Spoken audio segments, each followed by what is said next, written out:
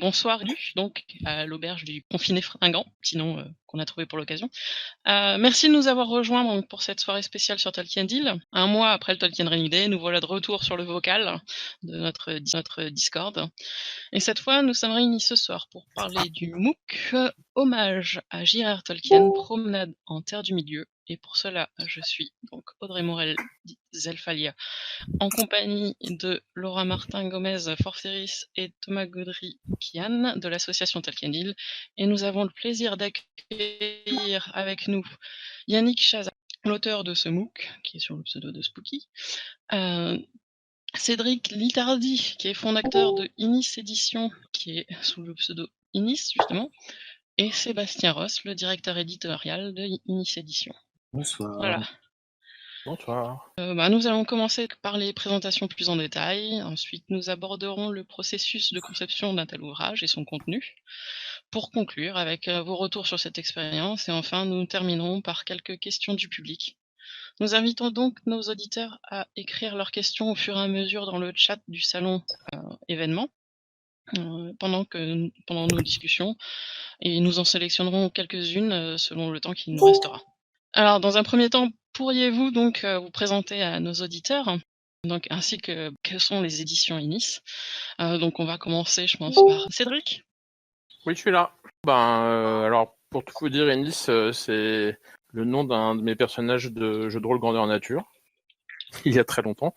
Moi j'ai fait beaucoup de choses. Je suis spécialisé en animation japonaise. J'ai un bar qui s'appelle Le Dernier Bar avant la fin du monde, pour ceux qui le connaissent. Et puis, j'ai créé il y a quelques années Inis Édition, pour justement faire des projets dans les univers des cultures de l'imaginaire dont j'avais envie.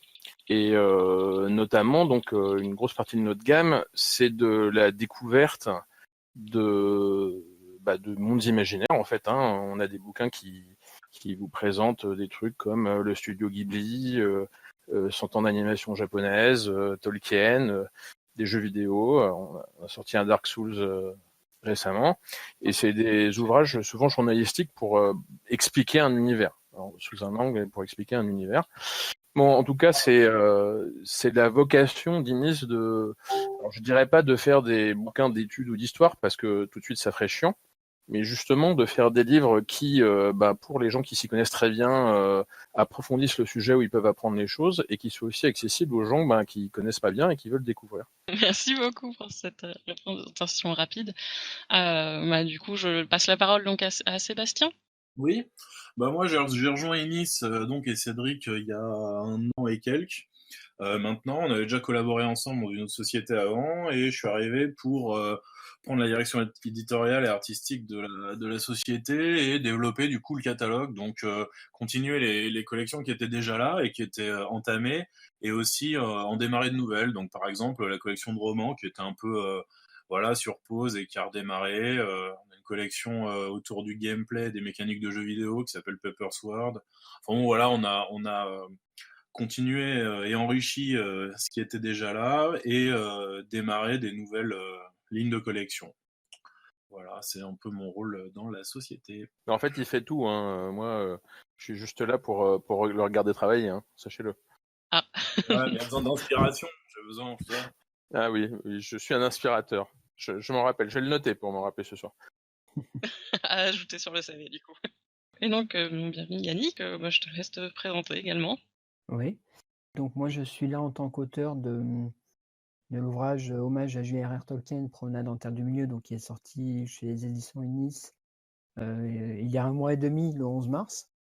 Comment vous dire, je suis un amateur, on va dire, dans ce monde de l'édition, puisque c'est mon premier ouvrage.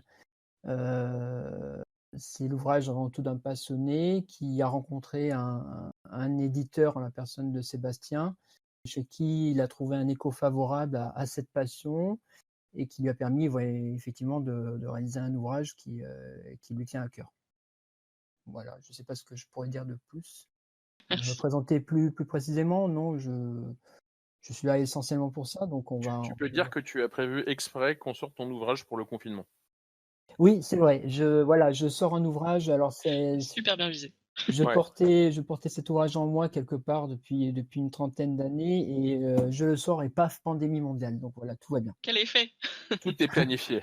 Ah ouais, ouais, tout à fait. Je suis d'une efficacité redoutable. J'ai détruit le monde à moi tout seul, c'est super. Alors c'est cool, tu m'apprendras. Oui, merci.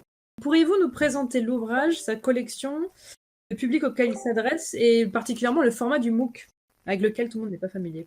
Le format, c'est-à-dire la taille du livre? Le format, non, le MOOC, tout simplement. Le principe du MOOC n'est pas connu de tous. En fait, le MOOC, c'est un MOOC, les premiers à avoir utilisé, c'est les Japonais, à ma connaissance. Ils l'utilisent depuis longtemps. Et c'est un mélange entre le mot magazine et le mot livre.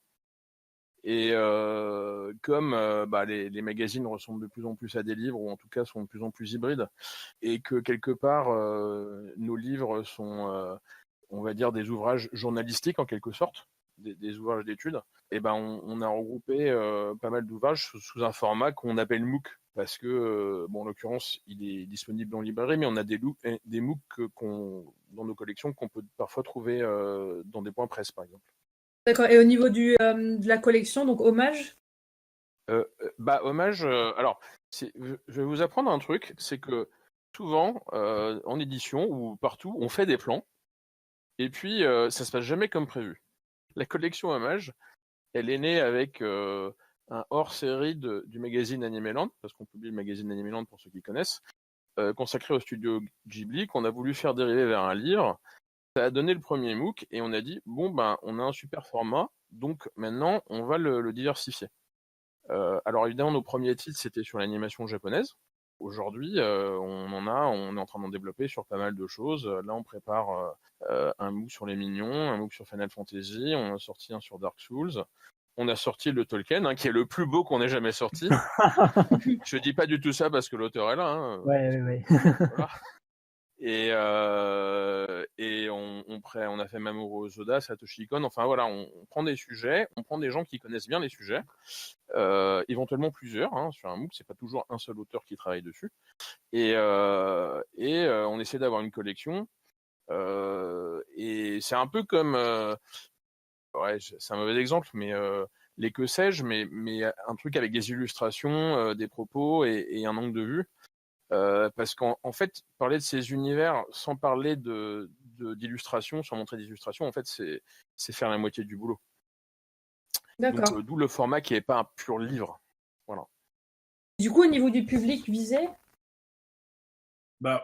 En fait, nous, quand même, le principe de chaque MOOC, c'est d'inviter les gens dans un univers, dans l'univers de, la Terre du Milieu, par exemple, et le public visé. Alors, moi, mon idée, c'est quand même que l'auteur soit suffisamment expert et après, on l'aide, etc., pour avoir quelque chose qui corresponde aux amateurs et à ceux qui connaissent déjà cet univers, qu'ils n'aient pas l'impression de relire quelque chose qu'ils ont déjà lu 10 000 fois, mais également que le MOOC commence par le début, c'est-à-dire que quelqu'un qui ne connaisse pas ait quand même accès en un nombre de pages quand même, là il y a 160 pages dans le cas du Tolkien, en 160 pages, c'est-à-dire que c'est pas trop long, puisse découvrir l'univers et sans être complètement perdu dans des anecdotes qu'il n'arrive pas à relier, sans faire un livre qui soit hermétique et qui ne soit que pour des gens qui connaissent déjà. Donc pour moi, il y a le double public et c'est ce qu'on essaye à chaque fois, c'est de correspondre aux deux lectorats.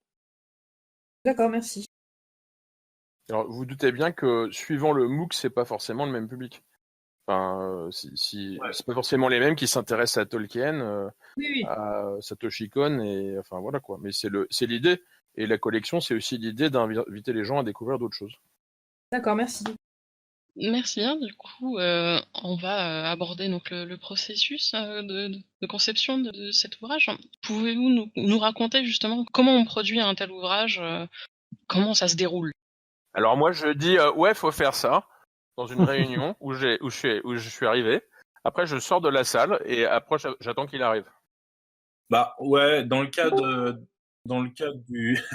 de l'ouvrage de Yannick, en fait, on s'est rencontrés au lancement d'un autre MOOC qu'on lançait, qui était l'hommage à Isao Takahata. Et en fait, on a commencé à discuter de Tolkien, donc voilà, et on s'est dit pourquoi pas se rencontrer effectivement, préparer un projet autour de ça. Moi, je suis allé du coup voir un peu ce qu'il écrivait déjà, etc. On a échangé autour d'un premier chemin de fer, d'un projet. Après, moi, je l'ai proposé en interne et à Cédric. Et puis, on a démarré. Et là, après, l'idée, c'est de voir sur comment l'auteur déjà il a envie et comment ils se sont confortables pour avancer. Donc dans le cas de Yannick, c'était évidemment sur tout ce qu'il avait archivé, gardé en tête, enfin tout son regard, la mise en perspective de Tolkien, etc. Et du coup, moi je suis intervenu sur la partie éditoriale, mais l'accompagner sur plus la recherche d'iconographie, le suivi, le planning, etc. C'était son premier ouvrage, donc voilà, on a essayé d'être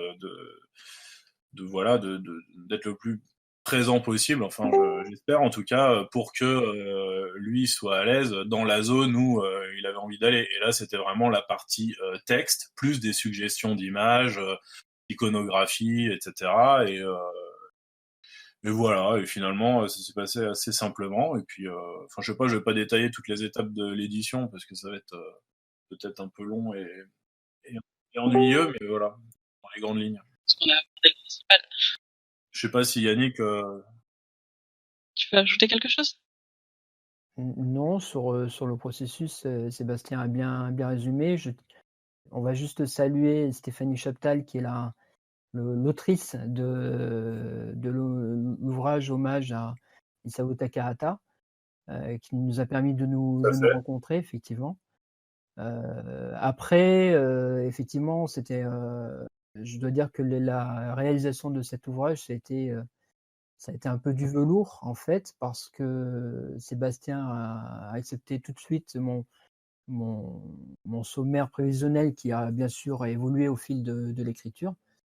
Et ensuite, on avait posé des bases, notamment sur le calendrier avec le rendu des différents papiers. Et de ce côté-là, on n'a pas eu vraiment de soucis, je pense. Bon, il y a eu une phase de relecture et de correction qui a été un peu intense, mais qui s'est pas trop mal passée. Donc, j'ai pas rencontré vraiment de difficultés pour ce premier ouvrage. Et je dois dire que c'est vraiment appréciable pour se sentir à l'aise, pour commencer.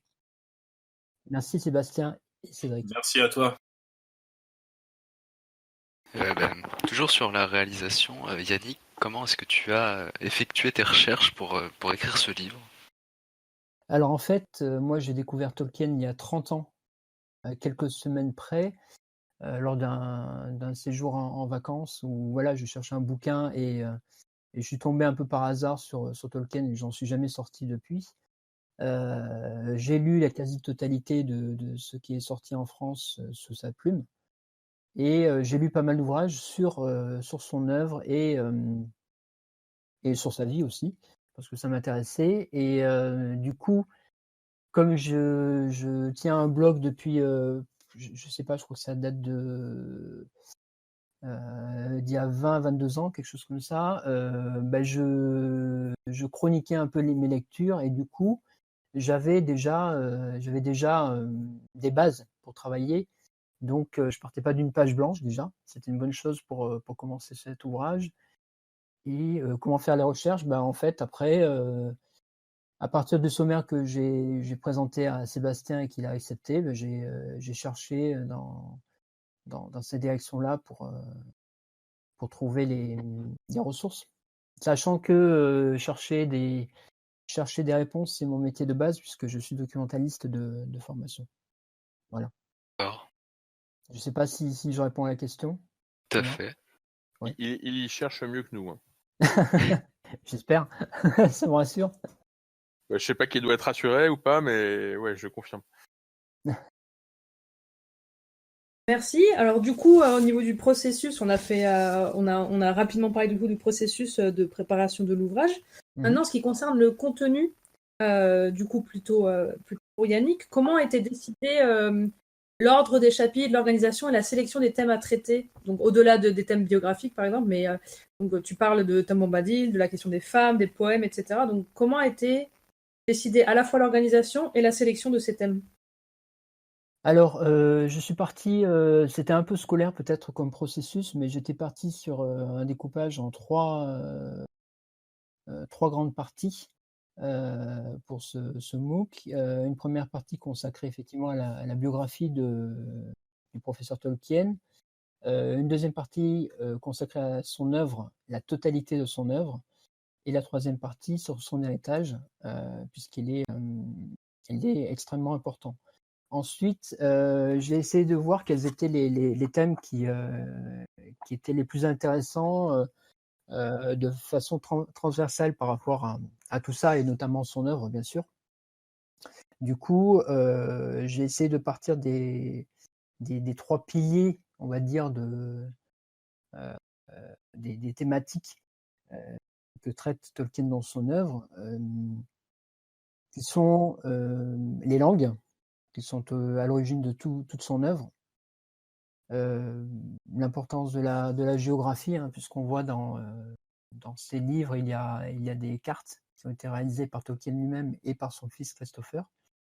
Et le troisième pilier sur lequel je me suis attaché, c'est l'écologie, qui est très important, puisque schématiquement, on va dire que c'est un peu le combat de la nature contre l'industrialisation, mais très très schématiquement. Voilà, donc là j'étais parti sur ces sujets-là, et puis je suis allé un peu plus loin en me demandant quels étaient les autres sujets qui pourraient être intéressants de traiter. Donc la place des femmes chez Tolkien, parce que c'est un sujet qui revient souvent, et je voulais en parler un peu aussi, sans aller trop loin non plus, parce que c'est un sujet un peu compliqué. Parler du fait que c'est un auteur qui est considéré comme un auteur pour la jeunesse, ce qui est le cas pour une partie de son œuvre, mais pas la totalité. Et puis parler également de son importance en tant qu'illustrateur, puisqu'il a illustré lui-même une partie de son œuvre. Il n'était pas du tout dessinateur, peintre ou illustrateur de formation. Il a fait ça tout seul, et il y a un charme certain qui se dégage de ses dessins. Voilà par exemple les différents thèmes que j'ai pu traiter au regard de son œuvre. Voilà. Merci. Merci, de rien. Toujours sur le contenu, comment ont été sélectionnées les personnes interviewées dans l'ouvrage? Alors, en tant qu'amateur de Tolkien, j'ai participé depuis quelques années à un certain nombre d'événements, dont certains étaient accolés à l'association Tolkien Deal, qui est fortement représentée aujourd'hui. À côté de ça, j'ai fait la connaissance de différents spécialistes, dont Vincent Ferré, qui est un professeur de littérature comparée et qui est depuis une quinzaine d'années, je crois, le responsable des traductions chez l'éditeur français Christian Bourgois, et qui est extrêmement actif dans la sphère des Tolkienophiles français. Voilà. Après, parmi les personnes contactées, il y a certains spécialistes comme Brian Sibley, qui analyse beaucoup l'œuvre de Tolkien, et John Garth, qui est l'un de ses biographes, puisqu'il a écrit un excellent ouvrage qui s'appelle Tolkien et la Grande Guerre, que je vous recommande. Voilà, et donc il y a des spécialistes francophones et anglophones parmi les personnes contactées. J'ai contacté également des personnes spécialistes du jeu de rôle, de l'illustration chez Tolkien, comme Marie Bretagnol, ou encore Laura Martin Gomez, qui est parmi nous ce soir, voilà, qui s'intéresse aussi à certains éléments chez Tolkien. Donc, j'ai essayé d'identifier pas mal de spécialistes comme ça. J'ai pas pu avoir toutes les personnes que j'aurais aimé avoir dans cet ouvrage, mais je suis très content quand même de la participation de ceux qui sont là. Voilà. D'accord, merci. Voilà, et donc j'ai fait des recherches. Alors il y a des personnes que j'avais déjà en contact au moment du début de l'écriture, donc j'ai pu les contacter très facilement. D'autres, j'ai dû J'ai dû chercher un peu pour les trouver et puis gratter pour obtenir leurs mots, pour les obtenir dans le livre. Donc voilà, mais ça s'est fait pas trop mal. Voilà, par exemple, quelqu'un comme Ivan Strelzik, je ne le connaissais absolument pas, et c'est en faisant des recherches sur les éditions étrangères des œuvres de Tolkien que je suis tombé sur son site qui s'appelle Elrond's Library, où vous avez les couvertures et les mentions bibliographiques de toutes les éditions du Seigneur des Anneaux et du Hobbit en particulier, mais à travers le monde entier. Et le monsieur, qui a l'air absolument charmant, possède lui-même énormément d'éditions étrangères. Donc c'est un collectionneur passionné comme moi, que j'ai eu du plaisir à interviewer, par exemple. Voilà, vous avez le lien effectivement sur le chat. Voilà, donc je recommande d'aller voir ce site, il est très sympa et très intéressant. Merci Zelfalia. Dangereux, on se lance dans une collection et on n'en sort plus jamais. Merci pour ces précisions. Alors, tout à l'heure, on a parlé rapidement des illustrations, enfin de Tolkien en tant qu'illustrateur. Là, la question portera plutôt sur comment illustrer un ouvrage sur Tolkien et aussi comment trouver le bon équilibre entre texte et image. Bah, le bon équilibre, en fait, c'est pas. Alors, je me permets de Vas-y. démarrer, ouais. En fait, c'est pas. Alors, en fait, bon, chaque livre, dans mon approche, est à réfléchir, même si évidemment, il y a des modèles éditoriaux qui se créent un peu, évidemment, avec les livres d'une collection. Là, dans le cas de Tolkien, il y a quand même une très très longue histoire de l'illustration de Tolkien, mais la chose qui saute aux yeux, c'est que ça a été changeant avec le temps. Il y a beaucoup de couvertures du Hobbit ou de Seigneur des Anneaux qui sont vraiment orientées jeunesse. En fonction des pays, c'est pas la même approche, il est pas présenté de la même façon, c'est pas le même type d'illustrateur que les éditeurs vont aller chercher. En tout cas, je suppose que soit le lectorat est pas le même, ou soit l'idée qui sont du lectorat est pas le même. C'est pour ça que là, dans le cadre de l'hommage à Tolkien, c'était vraiment primordial pour moi de montrer la pluralité des types d'illustrations qui étaient liées à Tolkien, qu'on n'est pas que du Alan Lee pendant 160 pages, quoi. Et donc là, on s'est aperçu que l'auteur des Moomins, par exemple, a illustré des couvertures de Tolkien dans les pays nordiques, que Margaret du Danemark, donc la reine du Danemark, a illustré elle-même des livres sur Tolkien. Enfin, il y a vraiment une diversité. Du coup, c'était important de faire la part belle aux illustrations également dans cet ouvrage, spécialement parce qu'il y a beaucoup d'éditions dans beaucoup de pays et le temps a changé, pour moi en tout cas, à passer Tolkien de jeunesse à adolescent, puis à auteur pour tous ou pour adultes. Donc du coup, il fallait que l'équilibre. Enfin, c'est pas vraiment une question d'équilibre, c'est une question de rendre compte de la pluralité, mais sans que ce soit un chapitre dédié, que ce soit dispensé au fil du livre, un peu égrené comme ça, et qu'on s'en rende compte plus que ce soit souligné 3 fois, quoi. En tout cas, c'était mon idée. C'est assez intéressant parce que ça illustre l'importance de l'illustration dans l'étude, et qui plus est, ça illustre le fait que les cultures locales et les éditeurs locaux qui ont édité les bouquins ont eu une grande influence dans la manière dont Tolkien était perçu. Il n'y a que Hollywood qui a uniformisé en quelque sorte la vision de Tolkien. Je dis pas qu'elle est unique, mais qu'elle a uniformisé. Avant, il y avait des pays, en fonction du pays, en fonction des éditions, en fonction du travail d'éditeur qui a été fait, en fonction des illustrations, et ben c'était pas forcément lu par exactement le même public. Certes, il y avait un noyau dur, mais faut reconnaître que Le Seigneur des Anneaux, c'est pas forcément un livre pour enfants. Or, il y a encore beaucoup d'endroits où c'était vendu comme tel. D'accord, merci pour les indications. Je voulais juste dire que également un des écueils possibles aurait été que on ne parle que et qu'on ne voit que des images du Seigneur des Anneaux et de la trilogie du Hobbit de Peter Jackson. Et c'est aussi quelque chose qu'il fallait pas négliger, parce que c'est quand même les visuels que le grand public va avoir en tête et qu'on associe directement. Donc si dans le texte on parle de Frodon, ah ouais, d'accord, c'est lui dans le film. C'est quand même important pour le grand public qui puisse remettre l'église au milieu du village, n'est-ce pas? Mais il fallait aussi parler de tous les autres ouvrages qui, eux, n'ont pas d'adaptation filmique. Donc, il fallait que le curseur il soit quand même bien ajusté pour que tous les lectorats puissent comprendre de quoi on parle de manière très claire. Voilà. Voilà. Si je pouvais juste rajouter une petite chose sur le plan effectivement de l'iconographie, moi j'ai laissé vraiment Sébastien s'en occuper parce que c'est plus son métier que le mien. Après, j'ai été agréablement surpris par effectivement la diversité des visuels qui ont été trouvés pour illustrer l'ouvrage. Donc je trouve que ça participe vraiment de la beauté et de la maquette.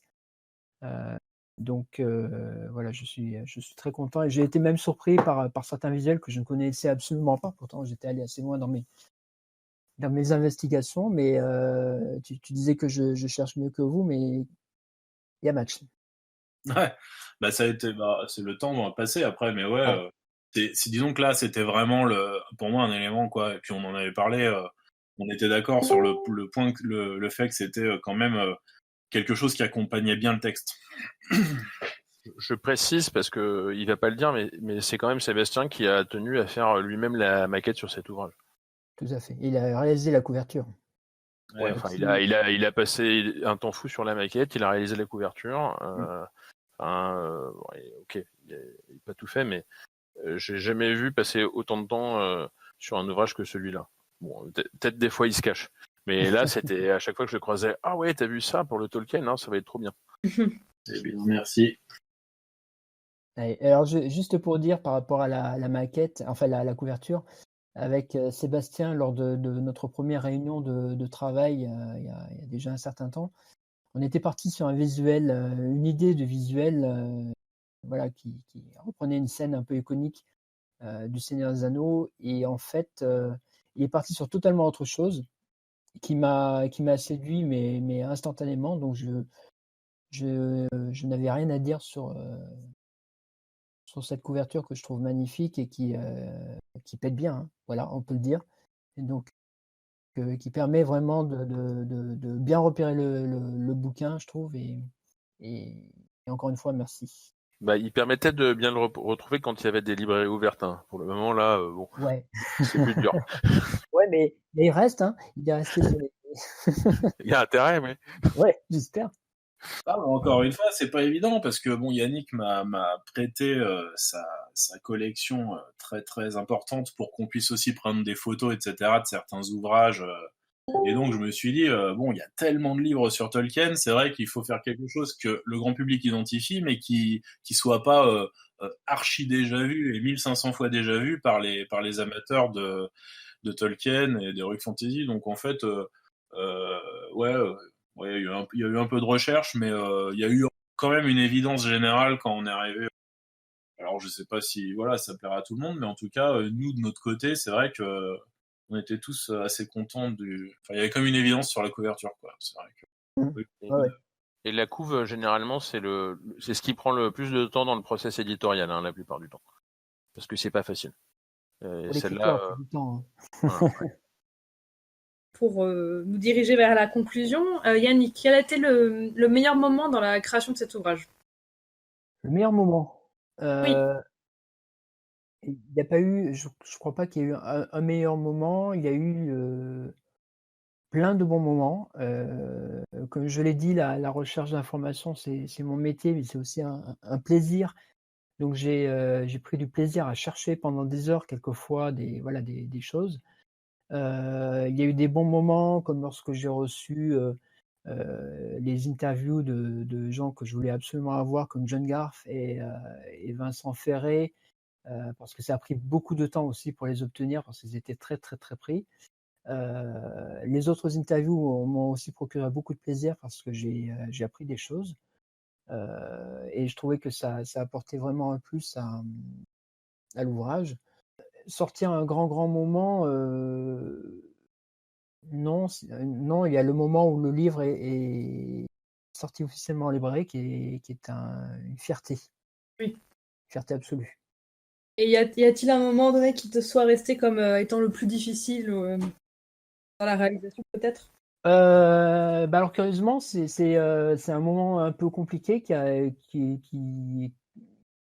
comment dire, qui a donné un bon moment au final. C'est les échanges avec John Garth, qui en fait comprenait pas trop qui j'étais, ce que je voulais. Alors mon anglais est pas super bon, et du coup il tenait absolument à me parler. Alors que bon, moi je préférais faire les interviews par mail, et du coup c'était un peu compliqué. Il a fallu passer par une visioconférence Skype entre moi chez mes beaux-parents à la campagne, avec une connexion qui était un peu défaillante, et lui à Oxford dans son bureau. Du coup, voilà, ça a pris un peu de temps. À un moment donné, je me suis dit c'est pas vrai, on va pas y arriver. Bon, ça m'aurait un peu chagriné, et puis finalement ça s'est fait. Il m'a fait une très belle interview, et voilà. Après les moments, non, moments difficiles, non. Il y a eu la période de relecture-correction qui a été intense, parce que c'était des allers-retours entre Sébastien et moi. Sébastien qui passait aussi avec la relectrice correctrice que Sarah, je ouais. message, Sarah, ouais, qui a fait un gros boulot de recherche pour vérifier que je ne faisais pas trop de bêtises. Et j'en ai écrit quelques-unes, donc il a fallu que je les rectifie. Je dirais pas que c'était difficile. C'était difficile, on va dire, mais c'était pas inintéressant. D'accord. Voilà. Une question pour Cédric et Sébastien. Qu'est-ce que vous connaissiez de Tolkien et qu'est-ce que vous avez appris grâce à cet ouvrage? Moi, en fait, j'ai eu Le Seigneur des Anneaux au lycée. Donc, il y a 1 ou 2 ans. Non, il y a, ouais, donc, non, il y a il y a plus de 20 ans maintenant. Donc, c'est vrai que c'était sur les conseils d'un pote. Bon, ouais, et puis j'ai fait, ah ouais, d'accord. Donc, après, j'ai lu le Hobbit. Je suis tout de suite rentré dans l'univers. Comme je suis un passionné de cinéma d'animation, j'avais vu le film de Ralph Bakshi, bien évidemment, et c'est vrai que je m'étais dit, wow, c'est dommage que ce soit pas fini, enfin voilà, il a pu faire que le début et puis encore pas bien fini, enfin bon, etc. Et voilà, c'était un peu resté comme ça. J'avais lu d'autres sagas d'heroic fantasy, bon, Tolkien ça m'intéressait, mais bon, voilà. Et puis après j'ai vu les films, etc. Et en fait, c'est en discutant avec Yannick que j'ai découvert finalement qu'il y avait plein d'ouvrages dont j'ignorais l'existence. À part le Silmarillion, puis je savais qu'il y avait vaguement 2-3 autres trucs, mais c'est vrai que j'étais pas du tout un spécialiste. Donc ça m'a permis de regarder un peu tout ça. Alors j'ai pas lu tous les ouvrages, mais je me suis replongé dans tout ce qui était complémentaire finalement au Seigneur des Anneaux, au Hobbit et au Silmarillion. Avec ce projet, voilà. Mais par contre, j'ai toujours été un amateur, bah oui, d'univers de science-fiction, de jeux de plateau, enfin voilà, je suis pas je suis pas tombé, enfin les bras m'en sont pas tombés en découvrant tout l'univers, quoi. J'étais un peu déjà dans une affinité avec tout ça, mais voilà, j'ai approfondi, je dirais, ma connaissance de l'univers avec cet ouvrage. D'accord. Et moi, mon histoire est pas très différente, donc je vais pas trop. Voilà, moi j'ai lu Le Seigneur des Anneaux. J'étais en 4e ou en 5e. Je l'ai lu en version originale anglais, donc c'est un peu intimidant à cet âge-là de voir le gros bouquin et se dire on va le lire en anglais alors qu'on n'est pas, c'est pas sa langue maternelle. J'ai toujours tout ce qui concerne la fantasy dans les cultures de l'imaginaire frôle Tolkien. Enfin, en tout cas, depuis qu'il a écrit Le Seigneur des Anneaux, quoi. Donc, quand on voit la jeunesse du jeu de rôle, quand on voit, enfin, c'est un pilier. C'est le pilier de la fantasy, même si c'est Hollywood au final qui l'a établi, parce que qu'il a établi. C'est quelque part c'est le classique de l'heroic fantasy au cinéma, mais ça l'était en livre avant. Il n'y avait pas de grand classique d'heroic fantasy avant qui a réussi au cinéma. Donc, voilà, il y a des tonnes de trucs à découvrir. Alors, quand j'étais en 4e et que je me suis attaqué au Silmarillion, là, j'ai arrêté, hein, parce que là, c'était trop compliqué en anglais. je vous le cache pas. Donc, je l'ai lu beaucoup plus tard. Mais c'est un monde qui, si on se base sur les écrits de Tolkien, il est complètement abstrait, c'est très difficile à comprendre. Donc c'est un monde qui se prête à beaucoup d'interprétations, à beaucoup d'études sur les textes de Tolkien, et puis quelque chose qui est moins fait et qu'on a fait dans le livre sur son appréhension dans les différents territoires, les différentes cultures, etc. Donc tout ça, c'était très intéressant à voir. D'accord, merci beaucoup. Eh bien, je crois que nous avons terminé avec nos propres questions. On va pouvoir passer aux questions du public. Ouais, passons aux questions sales. Pardon ? C'est fini avec les questions de propres questions, passons aux questions sales. Bon, je suis désolé, hein, c'est le confinement, ça fait ça. Oh. Enfin, ouais, sortir et voir des gens. Hein. Non, mais je suis désolé. Hein, non, mais là, ça atteint la santé mentale, le confinement, faut pas croire. Alors, on peut commencer avec une question. Alors, je l'ai fait dans l'ordre tel qu'elles ont été organisées sur notre fichier de mise en commun chez Tolkien Deal.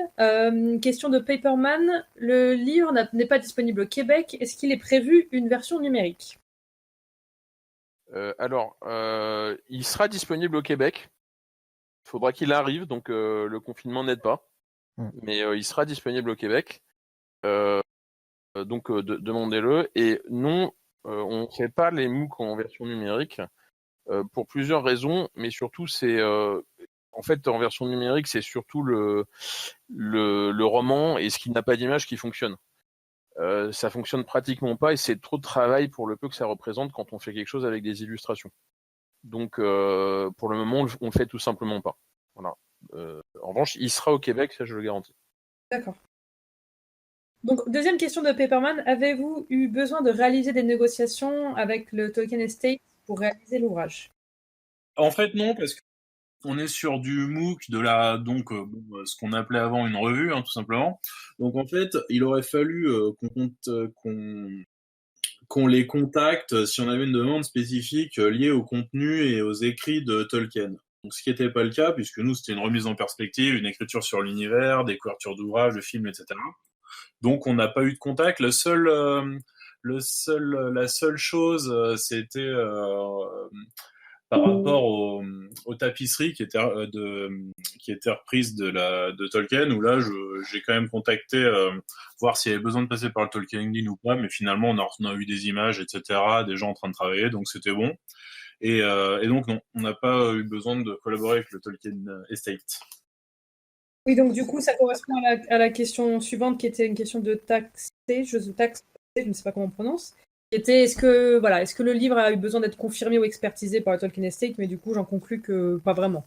Le problème, si vous voulez, c'est qu'à partir du moment où on rentre dans une mécanique d'officialisation, d'accord, on est entièrement dans une mécanique d'officialisation avec des vérifications et on n'est plus libre de dire les choses convenablement.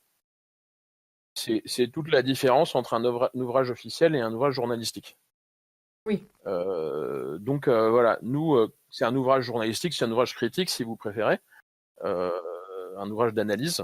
Donc on évite autant que faire se peut d'être soumis à une approbation de ce qu'on écrit parce que du coup ça devient, la ligne avec la censure est pas évidente. D'accord. Voilà. En plus, il faut qu'ils lisent en français, alors bonjour. Ah, ça c'est pas une problématique, vu qu'ils vivent en France. Alors, la question suivante est de Aranduna. Cet ouvrage est-il à tirage limité et comment se le procurer après confinement ? La question pratique. En fait, il est disponible partout, c'est-à-dire que votre libraire peut s'il l'a, s'il l'a pas, il peut le commander de manière complètement classique. Hein, il a une diffusion, il est diffusé partout, quoi. Il n'y a pas de réseau classique de librairie. Donc contactez votre libraire et demandez-lui parce qu'il a besoin de travailler et il est dans la merde. Voilà. C'est pas le seul, mais donc faites-le. En plus, ils s'organisent pour livrer leurs livres, etc. J'ai vu. Oui, il y a plein de choses qui se font autour de la librairie. Mais il est disponible partout, vraiment. Hein. Enfin, ça veut pas dire qu'il est forcément en stock, mais si vous le demandez, ils peuvent tous l'avoir. Voilà, donc il faut juste le commander donc à votre libraire. Mais après s'il confinement, s'il fait de la livraison. Bah là, vous pouvez le commander, vous le faire livrer là, Mhm, tout à pendant fait. des confinements. La question suivante est ceci d'Aranduna. Y a-t-il eu pendant les recherches plusieurs points de vue contradictoires sur l'œuvre de Tolkien? Oui, parce qu'il y a des sujets qui prêtent à polémique, hein, d'ailleurs la plupart, hein, sachant qu'effectivement la critique sur Tolkien a beaucoup évolué au fil des décennies. Donc j'ai essayé de regarder un peu ce qui se faisait à l'époque où les livres sont sortis, et puis de remonter le fil du temps. D'ailleurs, pendant ma recherche, j'ai passé une journée dans une abbaye en Normandie, un endroit formidable, enfin d'une beauté absolument stupéfiante. Une abbaye qui a été reconvertie en archive des éditions françaises, des maisons d'édition, en fait, où j'ai essayé de retrouver des informations, enfin, de retrouver les archives des premiers éditeurs français de Tolkien. Bon, au final, j'ai pas trouvé grand-chose, mais bon, ça m'a permis de voir des critiques qui étaient assez drôles au début, et puis au fil du temps, avec mes lectures et puis des recherches, j'ai pu m'affranchir un peu de ces facilités du début et trouver comment dire, des analyses très, très poussées de ces dernières années. Par exemple, j'ai repris un certain nombre d'éléments qui avaient été développés par Anne Besson, qui est professeure en littérature comparée, je crois, et qui est Oui. une sommité concernant la fantaisie, qui a, qui a dirigé le dictionnaire de la fantaisie, tout simplement, qui est sorti il y a 2 ans, et qui a eu la gentillesse voilà, de m'envoyer des articles sur le sujet, qui m'a permis voilà, d'enrichir mon article sur enfin, mon chapitre sur les héritages littéraires, en particulier de Tolkien. Donc des avis contradictoires, il y en a eu. Il y en a sur tous les sujets quasiment. Donc j'ai essayé de me tenir vraiment au courant des dernières avancées critiques, des analyses sur ces différents sujets, voilà, sans privilégier plus telle ou telle analyse non plus, parce que l'idée n'était pas non plus d'ouvrage polémique, hein, bien sûr. C'était de faire du grand public. Donc en espérant donner le plus d'informations possible et d'être à la pointe, entre guillemets, de la recherche sur Tolkien. Et puis l'avantage sur Tolkien, c'est que tout le monde connaît. Alors Oui. tout le monde a son mot à dire. Alors quand on est dans un bureau d'édition, ça donne des discussions envenimées autour des repas. Je vous le dis. Donc on essaye de pas faire de polémique parce que sinon, oulala. Ok, merci pour cette réponse. La question suivante d'Aranduna est: quel aspect de l'œuvre Tolkien préférez-vous? Alors, je ne sais pas du coup si c'était adressé particulièrement à Yannick ou Ah oui, aux pardon. autres également. Bah Yannick, oui. Quels aspects? C'est difficile d'en dégager parce qu'en fait, c'est un ensemble qui m'a vraiment marqué lorsque j'étais adolescent. On va dire la richesse de l'univers développé, basé sur les langues et la géographie. Comment dire, l'inventivité et le côté un peu trépidant de l'œuvre. Je parle du Seigneur des Anneaux puisque c'est le premier que j'ai découvert. Par la suite, en ayant découvert les autres ouvrages, j'ai pu me rendre compte que ce que j'avais trouvé, enfin ce qui m'avait marqué dans le premier ouvrage était présent un peu partout. Et voilà, c'est un peu la totalité de ce qu'il a fait, qui même c'est un ensemble en fait. Ouais, il y a pas vraiment d'aspects qui m'ont marqué plus que ça. Il y a quelques personnages qui m'ont semblé vraiment intéressants, comme Gollum et Gandalf. Je parle un peu de certains d'entre eux dans le livre. On parle aussi de Tom Bombadil, qui est un personnage vraiment, vraiment particulier, dont on ne sait pas grand-chose au final. Mais bon, on arrive quand même à en parler un peu. Voilà, donc beaucoup. Ouais, beaucoup. Beaucoup. Il y a beaucoup d'interprétations, voilà, dont certaines sont très fantaisistes, mais bon, on peut pas tout écarter non plus parce que Tolkien est resté très très vague sur la nature de ce personnage. Tom Bombadil, c'est le meilleur. C'est pas faux. Et je tiens à dire que j'ai découvert aussi au fil de mes lectures que il y a John Ronald Reuel Tolkien, mais il y a eu aussi Christopher Tolkien qui a joué un rôle très important dans l'œuvre de son père, dans la mesure où, enfant, il fut son premier lecteur, ou l'un de ses premiers lecteurs avec ses frères et sœurs.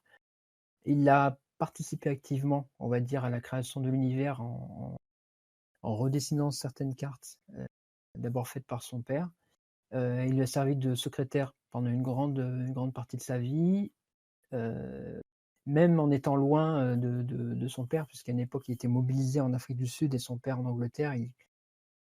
Du coup, il a servi de secrétaire et ensuite, à la mort de son père en 1973, il a hérité de 70 cartons comportant des notes, des écrits inachevés de son père, qu'il s'est attelé à remettre en ordre, qu'il a probablement aussi réécrit en partie.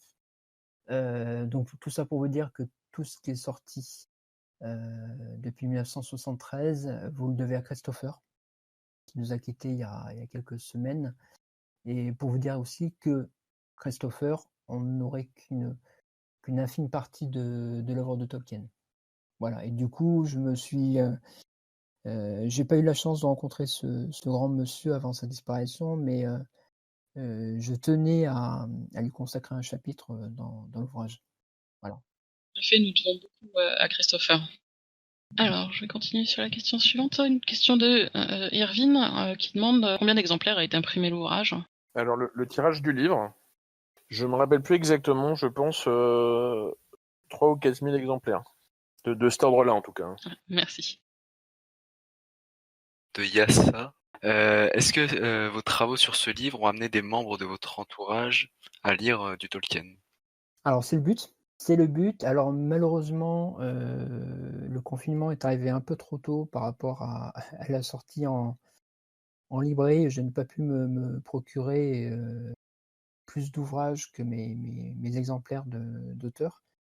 Du coup, je n'ai pas encore pu leur faire découvrir cet ouvrage autrement que par quelques mots et les chapitres mis à disposition par Ennis depuis 2-3 semaines.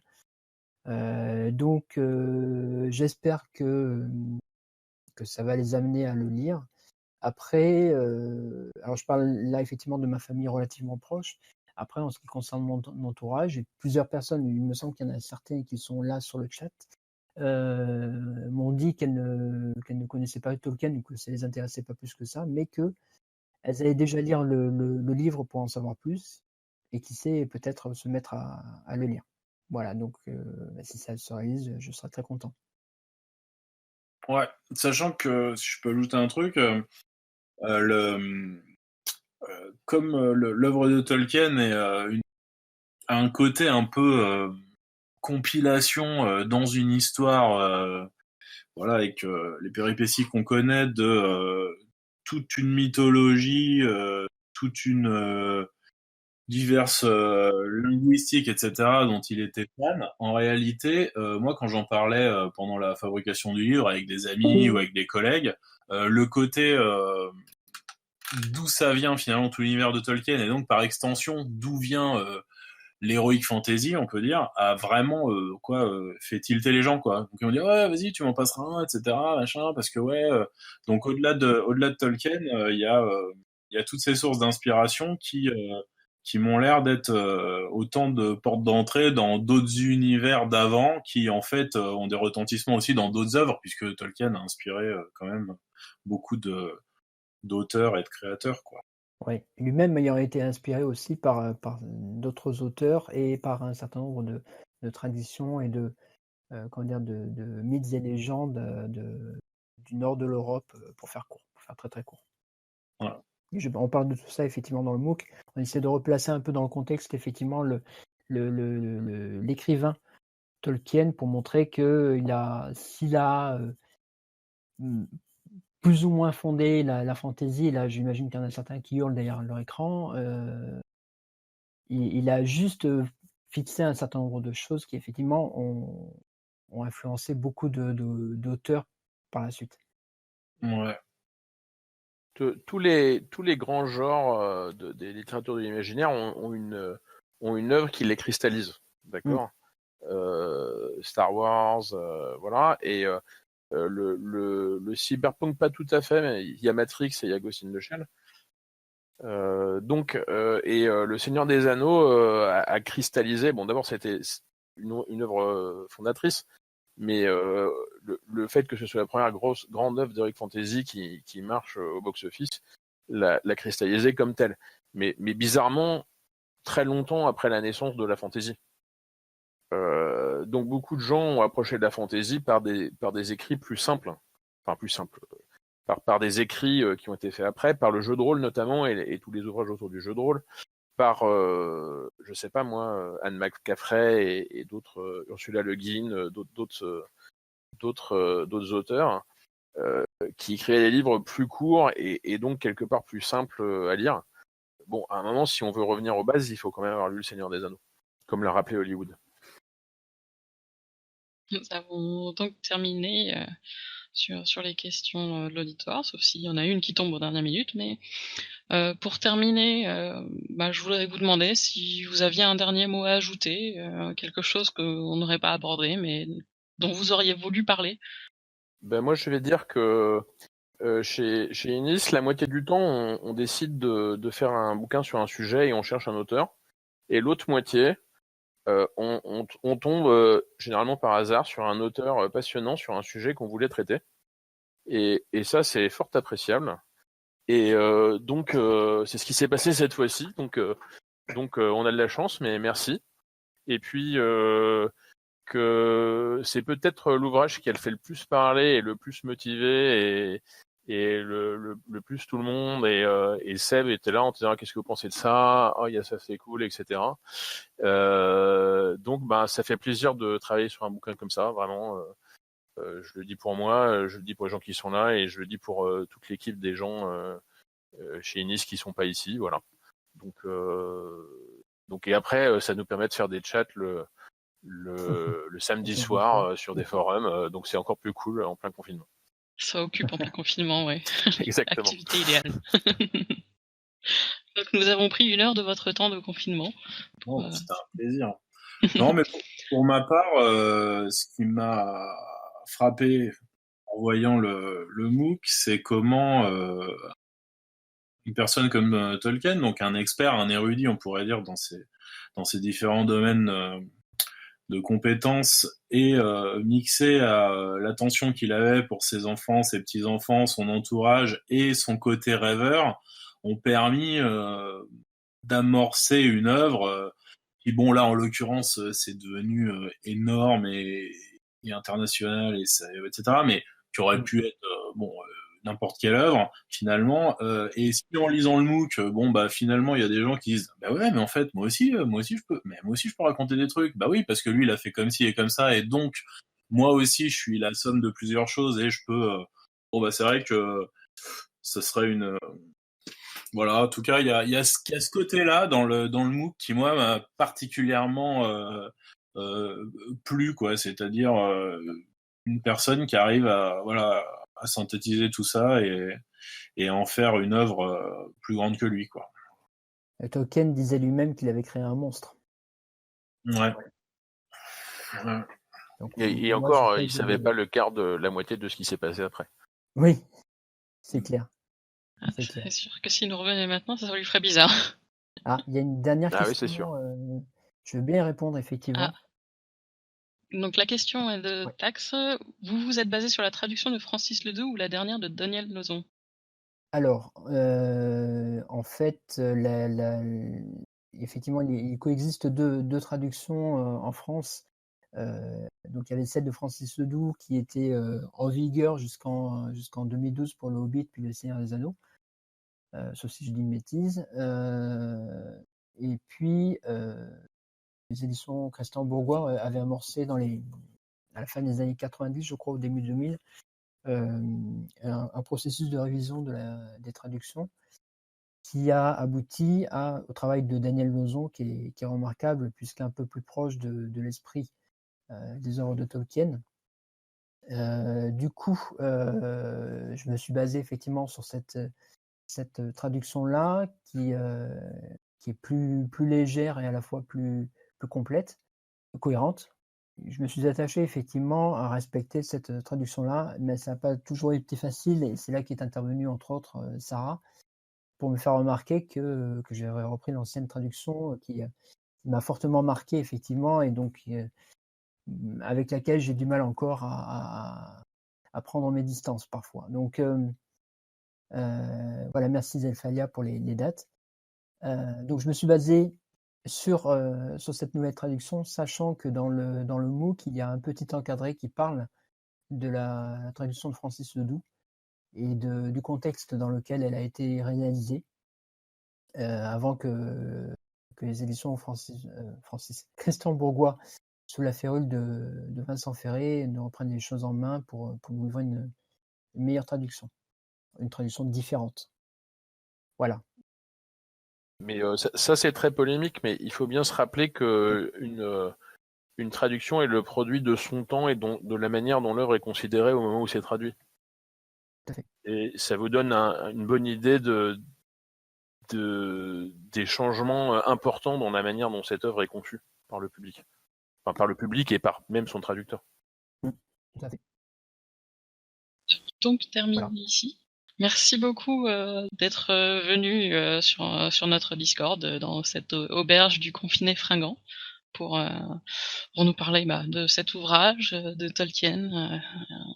Nous avons passé une bonne heure à discuter et c'était sympathique. Merci beaucoup pour votre compagnie. J'espère que vous avez passé un bon moment également. Merci beaucoup de nous avoir invités. On était très contents d'être là. Ouais, merci à vous. Voilà. Et on espère qu'on n'a pas dit trop de bêtises ou trop de trucs qui vont donner des polémiques pendant les 2 semaines à venir.